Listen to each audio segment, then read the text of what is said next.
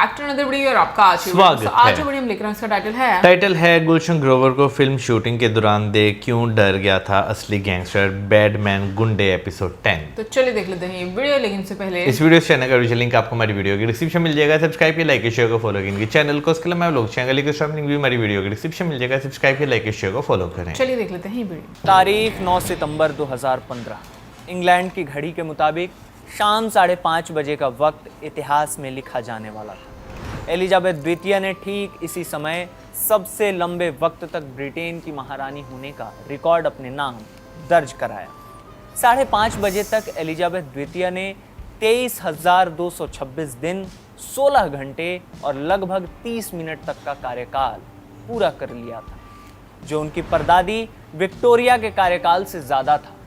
इस ऐतिहासिक मौके पर राज परिवार में शाही आयोजन किया गया था, लेकिन इस आयोजन से एक शख्स गायब था, चार्ल्स तृतीय, जो कि एलिजाबेथ द्वितीय के ही बेटे थे और 2022 में इंग्लैंड के किंग भी बने। 10 सितंबर की सुबह ब्रिटेन के टैबलॉइड्स ने एक चटपटी खबर छापी। साफ लिखा कि चार्ल्स तृतीय अपनी मां को धोखा दे रहे हैं। जब उनकी मां का नाम इतिहास के गलियारे में दाखिल हो रहा था, तब चार्ल्स तृतीय स्कॉटलैंड के डम्फ्रीज हाउस में अपने एक दोस्त के स्वागत में लगे हुए थे। इस दोस्त के बारे में लिखा गया कि वो बहुत ज़्यादा अमीर है, एक्टर है और 400 से ज़्यादा फिल्में कर चुका है।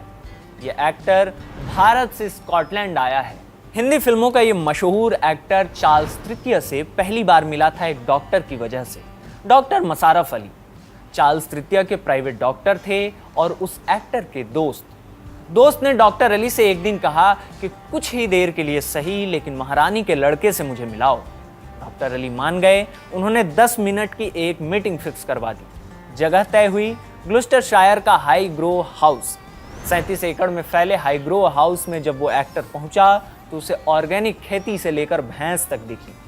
उन्हें ये सब देख एक किस्म की सहजता भी हुई, लेकिन मीटिंग फिक्स करवाने वाले डॉक्टर अली सहज नहीं थे, क्योंकि एक एक्टर होते हुए भी उस आदमी ने जरा भी इस बात का लिहाज नहीं किया था कि राजघराने के वारिस से मुलाकात के दौरान क्या पहनकर जाना चाहिए। एक्टर ने एक सूट सेट का पैंट, शर्ट और ऊपर से एक साधारण सा स्वेटर पहन लिया था।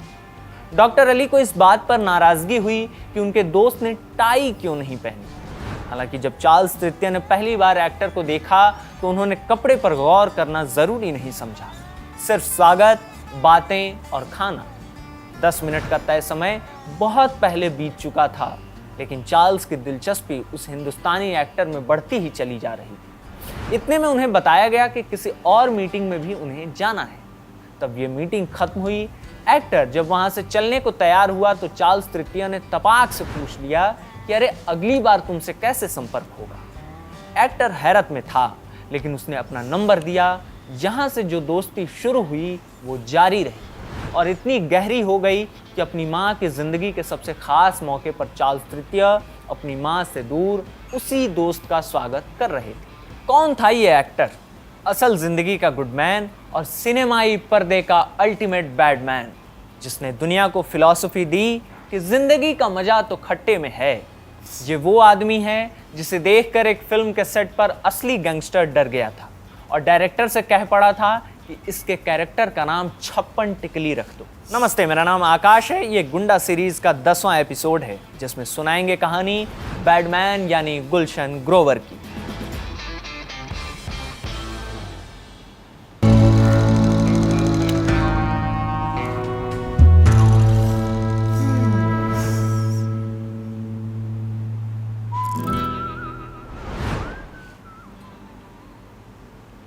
दिल्ली के श्रीराम कॉलेज ऑफ कॉमर्स से ग्रेजुएशन पूरी करने के बाद साल 1975 में गुलशन ग्रोवर हिंदी सिनेमा के मक्का पहुंचते हैं, मुंबई।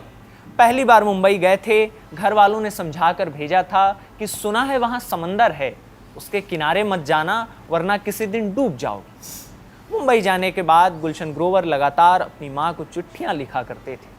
कुछ बताएं या ना बताएं, ये ज़रूर लिखते थे कि समंदर के किनारे वो नहीं जाते। ग्रोवर के लिए असल मुसीबत ये नहीं था, बल्कि वो संघर्ष था जो फिल्मी दुनिया में कदम रखने के लिए वो करने वाले थे। लेकिन मुश्किल से ज़्यादा डरावनी वो कहानियाँ थीं जो वो अपने ही सामने मुंबई में घटते हुए देख रहे थे। रोशमिला भट्टाचार्य के साथ मिलकर लिखी अपनी किताब बैडमैन में गुलशन ग्रोवर लिखते हैं, मुझे जल्दी ही समझ आ गया कि धर्मेंद्र जी की जिन तमाम कहानियों को सुनकर मैं बड़ा हुआ था कि वह पहले film fair talent Hunt contest के एक प्रतियोगी थे जो पंजाब से आए थे, जिन पर फिल्म निर्माता अर्जुन हिंगोरानी की नज़र पड़ी और वह रातों रात स्टार बन गए थे। उन कहानियों में सच्चाई नहीं थी।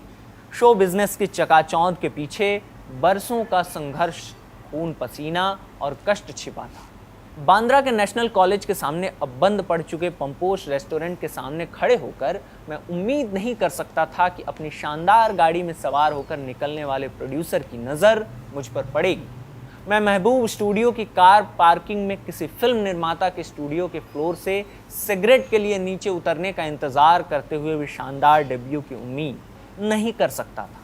शुरुआती दौर में हर ऑडिशन में रिजेक्ट होने के बाद गुलशन ग्रोवर पुणे चले जाया करते थे, जहां film and television institute of India यानी FTII का कैंपस है। कैंपस में कुछ दोस्तियां हो गई थीं, जिनके साथ ग्रोवर फिल्में देख लिया करते थे। इसी दौरान उन्होंने शत्रुघ्न सिन्हा की बनाई diploma film and unto the void और मिथुन चक्रवर्ती की बनाई फिल्म लव इज़ देखी थी। यही फिल्में देख गुलशन ग्रोवर मुंबई लौटे, लेकिन वहां रुकने के लिए नहीं बल्कि बोरिया बिस्तरा बांधकर दिल्ली वापस चले जाने के लिए। ग्रोवर 3 महीने के संघर्ष के बाद ही दिल्ली लौट गए। कुछ दिन दिल्ली में घर वालों के साथ रहे, फिर मन बनाया दोबारा मुंबई जाने का। पिता को बताया, कहा कि इस बार जाकर पहले एक्टिंग की ट्रेनिंग लेंगे, फिर फिल्मों के लिए ऑडिशन देंगे। दिक्कत ये थी कि ट्रेनिंग के लिए पैसों की ज़रूरत थी। ग्रोवर के माता पिता के पास कोई सेविंग तो थी नहीं। नतीजा, माँ के कुछ गहने बेचे गए, घर गिरवी रख दी गई, बेटे को उसकी ज़रूरत भर पैसा देकर पुणे रवाना कर दिया गया। गुलशन ग्रोवर FTII में एडमिशन लेना चाहते थे, लेकिन किसी प्रोटेस्ट की वजह से FTII में कोर्स ही बंद कर दिया गया था। ग्रोवर को पता चला कि एक्टिंग गुरु प्रोफेसर रोशन तनेजा मुंबई में अपना कोई इंस्टीट्यूट शुरू कर रहे हैं, जहां एक्टिंग सिखाई जाएगी। गुलशन ग्रोवर सीधे वहीं पहुंचे, रोशन तनेजा का शरण ले लिया।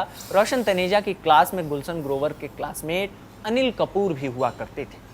तनेजा इन इंस्पायरिंग एक्टर्स को ट्रेनिंग देने के लिए ओमपुरी से लेकर मिथुन चक्रवर्ती और शबाना आज़मी को बुलाया करते थे। 1 साल बाद कोर्स खत्म हुआ तो क्लास के सभी एक्टर्स को अपना फाइनल परफॉर्मेंस देने के लिए कहा गया। FTII से लेकर अलग अलग एक्टिंग इंस्टीट्यूट्स में यही परंपरा रही है कि फाइनल परफॉर्मेंस को जज करने के लिए फिल्म इंडस्ट्री के डायरेक्टर और प्रोड्यूसर बतौर गेस्ट बुलाए जाते हैं। परफॉर्म करने वाले एक्टर्स को उम्मीद होती है कि उनके काम से प्रभावित होकर गेस्ट उन्हें अपनी किसी फिल्म में काम दे देगा, यानी कैंपस प्लेसमेंट। गुलशन ग्रोवर को भी यही उम्मीद थी। उनके फाइनल परफॉर्मेंस को जज करने के लिए अनिल कपूर के पिता सुरेंद्र कपूर और सूरज बड़जात्या के दादा ताराचंद आए हुए थे। दोनों ही ने गुलशन ग्रोवर का काम देखने के बाद साफ कहा कि पूरे क्लास में ये लड़का अलग है। ताराचंद ने तो ग्रोवर से कहा था कि मेरे ऑफिस आना। ग्रोवर को लगने लगा था कि अब उन्हें किसी फिल्म में ताराचंद कास्ट कर लेंगे। ग्रोवर गए दफ्तर, साथ में चाय पी, काफ़ी देर तक बातें होती रहीं, लेकिन फिल्म या किसी रोल का कहीं कोई जिक्र नहीं आया। इस चर्चा के बगैर ही ताराचंद ने ग्रोवर को विदा कर दिया। फिल्में तो मिल नहीं रही थीं, तो गुलशन ग्रोवर के एक्टिंग गुरु ने ही उन्हें खर्च चलता रहे इसलिए काम दिया। अपने ही संस्थान में उन्हें फैकल्टी के तौर पर जॉब दे दिया, यानी एक्टिंग की ट्रेनिंग देने का काम। गुलशन ग्रोवर ने ये जॉब स्वीकार कर लिया और जिस पहले बैच को उन्होंने ट्रेनिंग दी उसमें संजय दत्त, सनी देओल और कुमार गौरव थे। तब इन तीनों की पहचान अलग थी। सुनील दत्त अपने बेटे संजय दत्त को लॉन्च करने की तैयारी में थे, धर्मेंद्र अपने बेटे सनी को और राजेंद्र कुमार अपने बेटे कुमार गौरव। सुनील दत्त संजय के डेब्यू के लिए रॉकी फिल्म बनाने की तैयारी में लगे हुए थे। डायरेक्टर वो खुद थे। फिल्म की स्क्रिप्ट लिख रहे थे डॉक्टर राही मसूम रजा और भरत भल्ला। जब संजय की ट्रेनिंग चल रही थी तब एक दिन वहीं पहुंचे सुनील दत्त। उन्होंने रोशन तनेजा से अनुमति ली कि वो बच्चों को ट्रेनिंग के दौरान देखना चाहते हैं। तनेजा ने अनुमति दे दी। सुनील दत्त अपने बेटे के साथ काम करते हुए लगातार गुलशन ग्रोवर को भी देख रहे थे, जो उन्हें एक्टिंग की बारीकियां सिखा रहे थे। ट्रेनिंग सेशन देख सुनील दत्त निकले, फिर अजंता आर्ट्स ऑफिस बिल्डिंग की एक हॉल में रॉकी फिल्म से जुड़े लोगों को बुलाया, जैसे स्क्रिप्ट लिखने वाले भरत भल्ला, डॉक्टर राही मसूम रजा, प्रोड्यूसर BS थापा जी, साथ में एक्ट्रेस और संजय की मां नरगिस भी वहां पहुंची थी। जहां एक तरह से संजय का ऑडिशन होने वाला था। संजय दत्त को लेकर गुलशन ग्रोवर हॉल में पहुंचे। ऑडिशन शुरू हुआ। स्टेज पर संजय परफॉर्म कर रहे थे। वहीं साइड में ग्रोवर खड़े थे, जहां कहीं भी संजय कुछ गड़बड़ करते ग्रोवर उन्हें करेक्ट कर देते थे। ग्रोवर को लगातार सुनील दत्त नोटिस करने लगे। जब यह ऑडिशन खत्म हुआ तो सब लोग संजय दत्त से बातें कर रहे थे, लेकिन सुनील दत्त पहुंच गए गुलशन ग्रोवर के पास। कहा कि मुझसे मेरे ऑफिस में आकर मिलो। ये मीटिंग हुई, तब सुनील दत्त ने गुलशन ग्रोवर को रॉकी फिल्म में जग्गी का रोल ऑफर कर दिया और कुछ इस तरह दिल्ली से मुंबई पहुंचे और संघर्ष कर रहे गुलशन ग्रोवर के हिस्से उनकी पहली फिल्म आई।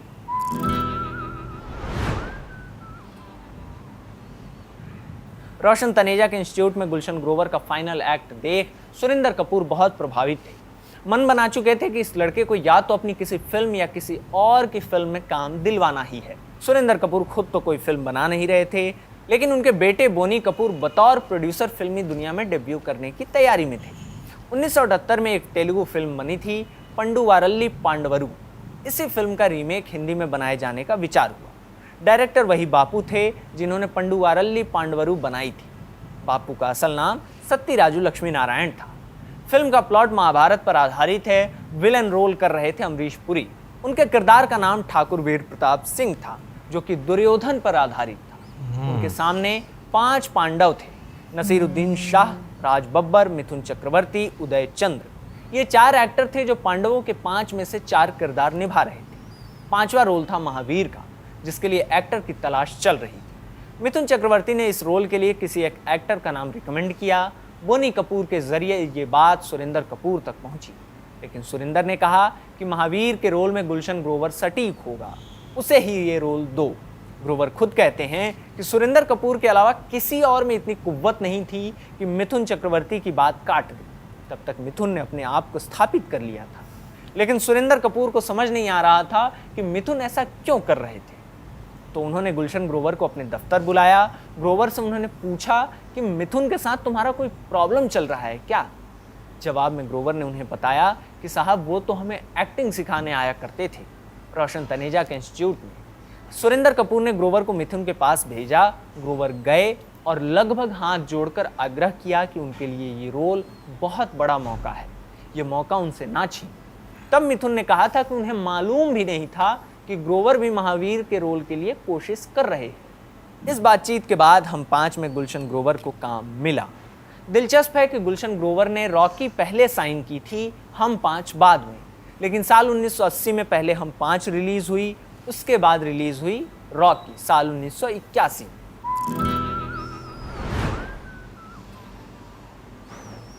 बांद्रा में माउंट मैरी चर्च के पास एक अपार्टमेंट में सुभाष घई रहा करते थे। बड़े डायरेक्टर बन चुके थे, शोमैन की संज्ञा हासिल कर चुके थे। एक दिन सुभाष घई की मुलाकात गुलशन ग्रोवर से इत्तेफाकन हो गई। घई ने पूछ लिया कि क्या कर रहे हो आजकल। ग्रोवर ने हाल सुनाया। घई ने आदेश के स्वर में कहा कि कल सुबह घर आओ, साथ में नाश्ता करते हैं। इतना बड़ा डायरेक्टर नाश्ते, लंच या डिनर के लिए बुलाए तो ये कोडेड मैसेज की तरह रीड किया जाता है कि डायरेक्टर किसी फिल्म में कुछ काम ही देगा। गुलशन ग्रोवर ने भी सुभाष घई के इनविटेशन को ऐसा ही समझा। घई ने उन्हें 8:30 बजे घर आने के लिए कहा था, लेकिन ग्रोवर का एक्साइटमेंट तो आसमान पर पहुंच चुका था। तो वह सुबह 8 बजे ही अपार्टमेंट के 20वें फ्लोर पर पहुंच गए, जहां घई रहा करते थे। जाहिर है स्वागत के बाद नाश्ता परोसा गया, लेकिन गुलशन ग्रोवर का पेट तो उस दिन सिर्फ किसी फिल्म के ऑफर से ही भर सकता था, जो कि सुभाष घई उन्हें दे नहीं रहे थे। दुनिया जहान की बातें हो गई। गुलशन ग्रोवर को किसी फिल्म की शूटिंग के लिए निकलना था, तो उन्होंने सुभाष घई से इजाज़त ली। घई उन्हें छोड़ने के लिए लिफ्ट तक आए, लेकिन फिल्म की बात कहीं से नहीं आ रही थी। आखिरकार जब लिफ्ट 20वें फ्लोर पर आ गई, तब गुलशन ग्रोवर ने खुद ही पूछ लिया, सुभाष जी मेरा रोल क्या है, या कोई रोल है ही नहीं और आपने मुझे बस ऐसे ही बुलाया हुआ था। घई मुस्कुराते हुए बोले, तुम्हारा रोल ये है कि तुम हर उस इंसान से नफरत करते हो जो अच्छा है। जब भी तुम स्क्रीन पर आते हो तो अपनी मौजूदगी दर्ज कराते हुए कहते हो, I am a bad man. इतने से भी गुलशन ग्रोवर को ये समझ नहीं आया कि क्या ये किसी फिल्म का ऑफर है या कोई हवाई बात। उन्होंने घई से फिर तिखार कर पूछा, सर यही बात थी ना। घई ने कंफर्म किया कि हाँ यही बात है बैडमैन। लेकिन ये अनौपचारिक ढंग से राम लखन फिल्म का ऑफर था, जिसमें जैकी श्रॉफ, अनिल कपूर के अलावा अमरीश पुरी और परेश रावल लीड रोल में थे। फिल्म में केसरिया विलायती का कैरेक्टर था विलन। अजीब ढंग से खतरनाक, क्रूर जो अपने दुश्मनों को कुल्हाड़ी से काट दिया करता था। केसरिया विलायती के रोल में सुभाष घई ने गुलशन ग्रोवर को कास्ट किया। केसरिया बात बात में अपना सिग्नेचर डायलॉग बोलता है, I am a bad man. किसी को मारने से पहले आवाज धीमी करके कहता है, बैड मैन ये तो पास हो गया। केसरिया विलायती का लुक गुलशन ग्रोवर ने खुद ही डिजाइन किया था। अपना लुक फाइनल करवाने के लिए उन्हें एक फोटोशूट करवाना था।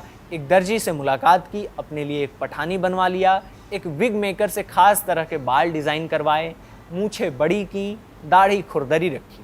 फोटोशूट के लिए साथ में लेकर गए एक कंबल, ऐसा कंबल जो नंगे बदन ओढ़ लो तो चमड़ी छील दे। फोटोशूट भी एक दिलचस्प जगह पर हुआ। एक एक्शन डायरेक्टर थे पप्पू वर्मा, उनके पिता का अपना एक स्तबल हुआ करता था। बात करके तय हुआ कि फोटोशूट उसी स्तबल में होगा ताकि एक किस्म की पशुता दिखाई जा सके। स्तबल में अलग अलग पोज में तस्वीरें निकाली गईं। ग्रोवर वो तस्वीरें लेकर सुभाष घई के पास पहुंचे। सुभाष घई को लुक और लोकेशन दोनों पसंद आ गया। उन्होंने ग्रोवर के साथ अपने भाई और अनिल कपूर को लोकेशन देखने के लिए भेजा, इस संदेशे के साथ कि लोकेशन देखकर फाइनल कराओ कि फिल्म के कुछ सीन्स यहीं शूट होंगे। साल 1989 में 15 अगस्त के दिन ये फिल्म सिनेमा घरों में रिलीज हुई। रिलीज के साथ ही गुलशन ग्रोवर की पहचान हमेशा के लिए बदल गई। दर्शकों के जहन में ये आदमी अब गुलशन ग्रोवर कम और बैडमैन ज्यादा हो गया। जितने भी दिग्गज विलेन हुए, उनके जीवन में एक ऐसा किरदार रहा जो उनके करियर में या तो टर्निंग पॉइंट साबित हुआ या उनकी पहचान का हिस्सा बन गया। अमरीश पुरी के लिए मिस्टर इंडिया में मोगैम्बो ये किरदार था।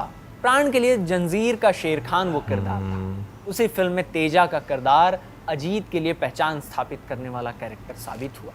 तो डैनी के लिए कात्या या कांचा चीना उसी लेवल का रोल था।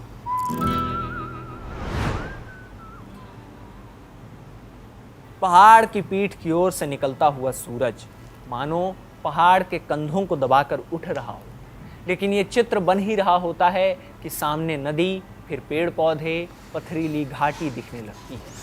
पीछे से एक ठहराव लिए नसीरुद्दीन शाह की आवाज गूंजती है, इस ब्रह्मांड का एक अंश है ये संसार, ये धरती, ये धरा, ये पृथ्वी। इसमें जीवनदाता, पालनकर्ता और संहारकर्ता को भगवान, ईश्वर, परमात्मा या विश्वात्मा कहते हैं। ये पाठ आगे बढ़ता है और एक उपदेश के साथ समाप्त होता है। जिस इंसान को अपने लक्ष्य और उद्देश्य का ज्ञान हो जाता है और उसे पाने के लिए वो जीवन और मृत्यु को कोई महत्व नहीं देता, वो आत्मा एक साधारण मनुष्य से ऊंचा उठकर बन जाती है विश्वात्मा। पीछे गूंजने लगता है विश्वात्मा, विश्वात्मा, विश्वात्मा। यह फिल्म विश्वात्मा का ओपनिंग सीक्वेंस है। शुरुआत में एक्टर्स के नाम लिख कर आते हैं। पता चलता है कि फिल्म में सनी देओल और उन्हें एक्टिंग की ट्रेनिंग दे चुके गुलशन ग्रोवर भी हैं। ग्रोवर बताते हैं, विश्वात्मा खास तौर पर मेरे दिल के काफ़ी करीब है क्योंकि इसने मुझे अपना सबसे यादगार रोल दिया, जिसका नाम बड़ा गजब था, तपस्वी गुंजाल, जो बेहद चटख बैगनी रंग के कपड़े पहनता है, बांसुरी बजाता है, शुद्ध हिंदी बोलता है। केन्या में रहने वाले तपस्वी गुंजाल की हिंदी उसके किरदार की तरह ही असहज करती है। वो अपने बाप अजगर जुर्राट को हर बात में पूजनीय पिताजी कहता है। ब्लू पैंथर गैंग को नीला चीता गिरोह कहने लगता है। ऐसा लगता है कि कभी भारत नहीं गया ये आदमी अझेल हिंदी बोलकर ही हिंदुस्तानी होने की फीलिंग लिए रहना चाहता है। विश्वात्मा फिल्म में तपस्वी गुंजाल रोल गुलशन ग्रोवर को मिलने और उनके स्वीकार करने की कहानी बेहद दिलचस्प। फिल्म के डायरेक्टर राजीव राय ने एक दिन कहानी सुनाने के लिए गुलशन ग्रोवर को एक होटल में बुलाया। ग्रोवर ने पूरी कहानी सुनी, फिर बात आ गई पैसे पर। राजीव राय ने जो पैसा ऑफर किया वो ग्रोवर को पसंद नहीं आया। उन्होंने साफ कहा कि फीस तो बहुत कम है, इतने में फिल्म नहीं कर पाएंगे। तय हो गया कि ग्रोवर विश्वात्मा नहीं करेंगे। वो अपनी कुर्सी से उठे, बाथरूम गए, ये सोचकर कि हाथ धुलकर आएँ और डिनर खाएं, फिर घर निकल जाएं। जैसे ही बाथरूम से लौटे, रिसेप्शन से खबर आई कि गुलशन ग्रोवर के लिए एक कॉल है। ग्रोवर ने फ़ोन उठाया। फ़ोन के दूसरी तरफ चंकी पांडे थे। चंकी ने पूछा कि कैसी रही मीटिंग। ग्रोवर ने सारी बातें बताईं। तब चंकी ने उन्हें समझाया था कि ये फिल्म उन्हें करनी चाहिए, पैसा कम मिले तब भी कर लो, क्योंकि ये रोल बहुत तगड़ा है। चंकी के कहने पर ही गुलशन ग्रोवर ने अपना मन बदला और विश्वात्मा में तपस्वी गुंजाल बन गए। गुलशन ग्रोवर का कॉन्फिडेंस बढ़ रहा था। सिनेमा की ज़मीन पर वह खड़े होने लगे थे। लेकिन एक मौका ऐसा भी आया जब एक फिल्म के सेट पर पांव कांपने लगे। क्योंकि सामने जो शख्स खड़ा था उसका नाम था दिलीप कुमार। फिल्म का नाम मशाल, डायरेक्टर यश चोपड़ा। मशाल में ग्रोवर मुन्ना नाम का रोल कर रहे थे। फिल्म में एक ढाबे जैसी जगह का सीन है। मुन्ना अपने दूसरे साथियों के साथ बैठा है। इनमें अनिल कपूर का किरदार राजा भी बैठा हुआ है। सारे के सारे बदमाश। कुछ ही देर पहले पुलिस स्टेशन में शिनाख्त परेड हुई थी, जिसमें दिलीप कुमार के कैरेक्टर विनोद कुमार ने इन बदमाशों को पहचानने से इनकार कर दिया था। सब इस बात पर विचार कर रहे थे कि आखिर विनोद ने उन्हें पहचाना क्यों नहीं। इन्हें लग रहा था कि विनोद डर गया होगा और कोई पंगा नहीं चाहता होगा। तभी विनोद वहां पहुंचता है, एक लंबी चौड़ी लेक्चर देता है, बताता है कि एक बार पहचान लेता सब के सब जेल जाते और वहां से सुधरने के बजाय और बड़े अपराधी बनकर ही निकलते। ये डायलॉग जेल सिस्टम पर तंज की तरह भी सुनाई पड़ता है कि जिस जगह की संकल्पना सुधार की नींव पर की गई थी, वहां ये लोग सुधरने के बजाय और खूंखार होकर निकलते हैं। खैर, ये फिल्म लिखी थी जावेद अख्तर ने। मुन्ना ऐसा कैरेक्टर था जो बोलते हुए थूक के छींटों की बौछार करता था, लेकिन अपने सीन शूट करते हुए ग्रोवर ऐसा नहीं कर पा रहे थे। थूक उनके हलक में ही जमा रह जाता था। थक हार कर एक दिन गुलशन ग्रोवर ने बहुत ईमानदारी से जावेद अख्तर को ये बात बताई।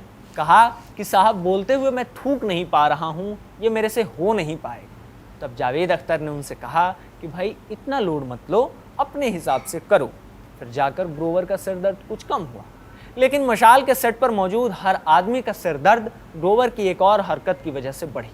दिलीप कुमार रिहर्सल कर रहे थे, ग्रोवर भी साथ खड़े थे। रिहर्सल के दौरान ग्रोवर ने नोटिस किया कि दिलीप कुमार स्क्रिप्ट में लिखी कोई लाइन मिस कर रहे हैं और स्क्रिप्ट में जो लाइन नहीं लिखी है वो डायलॉग बोल रहे हैं।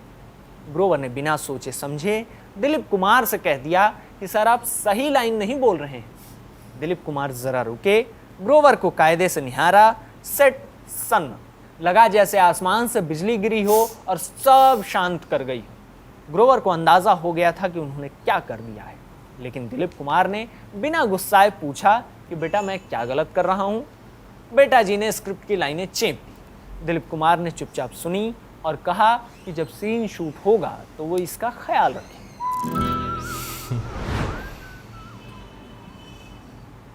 गुलशन ग्रोवर का हर रोल अपने लुक और मैनर की वजह से टिपिकल विलेन से अलग रहा।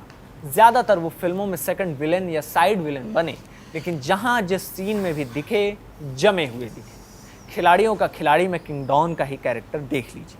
थोड़े लंबे बाल, हर वक्त आंखों पर काले चश्मे का पहरा, लंबी कोट घुटने से नीचे तक। इसी लंबी कोट में किंग डॉन अपने आधे कटे हुए हाथ को छिपाए रहता है। उसके जीवन का एक ही लक्ष्य है, टोरंटो में अवैध तरीके से हो रही WWE टाइप फाइटिंग में अपनी विरोधी मैडम माया को हराना, जिसका किरदार निभाया था रेखा ने। वो जब रेखा को धमकाना शुरू करता है तब कहता है, माया तेरी तो मैं पलट दूंगा काया। खिलाड़ियों का खिलाड़ी में असल में WWE के खतरनाक और डरावने फाइटर अंडरटेकर ने भी काम किया था। अंडरटेकर उस वक्त पर यह फिल्म कर रहा था जब उसकी एंट्री भर से दर्शक दहल जाया करते थे। सही बात है। स्क्रीन पर अचानक अंधेरा और सन्नाटा छा जाता था।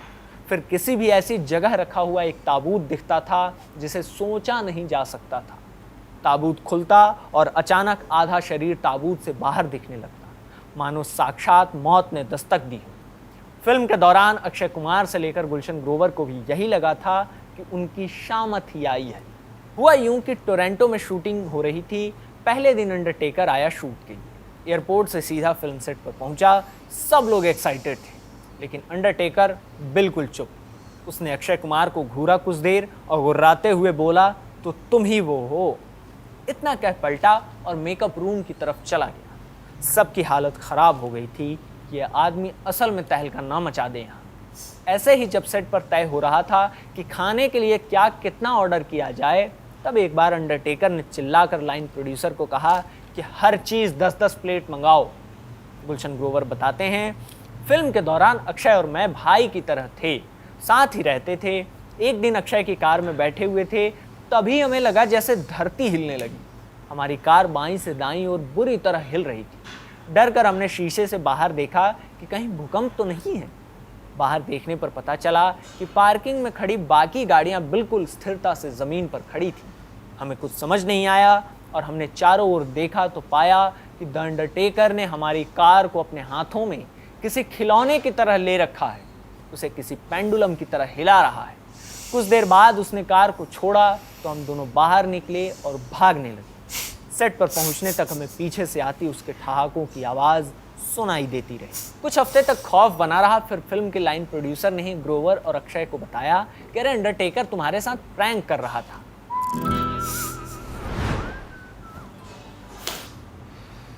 गुलशन ग्रोवर ने डायरेक्टर महेश भट्ट के साथ खूब काम किया। भट्ट शुरुआती दौर में ही ग्रोवर के काम से प्रभावित हो चुके थे।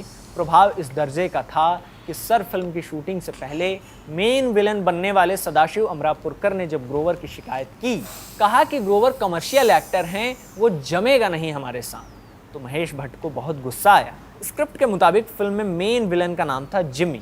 ये रोल सदाशिव कर रहे थे। गुलशन ग्रोवर जिमी के भाई का रोल करने वाले थे, लेकिन सदाशिव की शिकायत पर महेश भट्ट को गुस्सा आ गया। उन्होंने अपने भाई मुकेश भट्ट को बुलाया और कहा कि सदाशिव को ही फिल्म से बाहर करो, उसकी जगह मुझे दूसरा एक्टर चाहिए। मुकेश भट्ट राजी हो गए, लेकिन दूसरे एक्टर की तलाश कहीं बाहर नहीं गई, बल्कि महेश भट्ट ने जिमी का रोल गुलशन ग्रोवर को ही पकड़ा दिया। सर फिल्म की कहानी कुछ ऐसी है कि जिमी एक गैंगस्टर है जिसकी छोटी बहन के कपड़े उतारकर वेलजी भाई नाम के एक डॉन ने उसे लटका दिया था। वेलजी भाई का कैरेक्टर प्ले कर रहे थे परेश रावल। जिमी वेलजी भाई से बदला लेना चाहता है। जिमी वेलजी की बेटी पूजा के साथ भी वही करना चाहता है जो उसकी बहन के साथ हुआ था। नसीरुद्दीन शाह बने हैं सर, जो जिमी और वेलजी भाई के बीच सुलह कराने में लगे हुए हैं। इस चक्कर में वो खुद भी फंस जाते। फिल्म की शूटिंग शुरू होने वाली थी। ग्रोवर को लुक वाला ऑब्सेशन हो चुका था। वो मेकअप रूम में गए, मेकअप करने वाले से कहा कि मुंह पर कुछ ऐसा करो लगे जैसे चेचक हो गया हो। इस एक्सपेरिमेंट के साथ ग्रोवर बाहर आए तो वहाँ मौजूद सबसे ज़्यादा चौंका एक असली गैंगस्टर जो गुंडागर्दी छोड़ फिल्मों की दुनिया में आ गया था।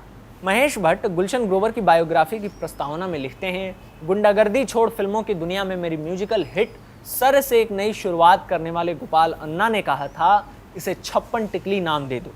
अन्ना का इशारा गुलशन ग्रोवर की तरफ था, जो मेकअप रूम से चौंका देने वाला हुलिया बनाकर निकला था और उसका चेहरा चेचक के निशान से भरा हुआ था। कहीं ना कहीं मुझे लगा कि गुलशन ने अगर असल ज़िंदगी में गैंगस्टर से एक्टर बने एक शख्स को ऐसा कहने पर मजबूर कर दिया तो उसका किरदार पक्के तौर पर देश के लोगों को पसंद आएगा। और दोस्तों, मैं बिल्कुल सही सोच रहा था।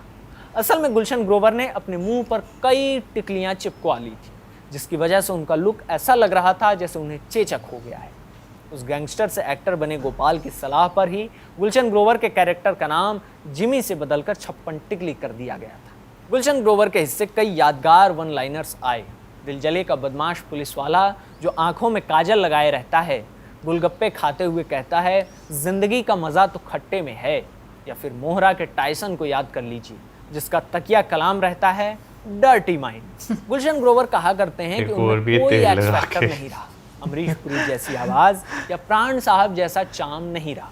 तो फिर क्या था गुलशन ग्रोवर के पास? महेश भट्ट इसका जवाब देते हैं, अपने अभिनव को किसी सांचे से बाहर निकालकर उसे नया रूप देना ही अब तक के इतिहास के सभी सफल मनोरंजन करने वालों के जीवन का आधार रहा है। हमेशा कुछ नया ढूंढने वाले इस धंधे में अगर गुलशन ग्रोवर टिक सका, जहां दर्शक लगातार एक नए और ताज़ा अनुभव की तलाश में रहता है, तो उसकी वजह यही है कि उसने बिल्कुल ऐसा ही किया। गुलशन एक शेप शिफ्टर है, यानी अपनी इच्छा शक्ति से अपने भौतिक रूप को बदलने की क्षमता रखता है।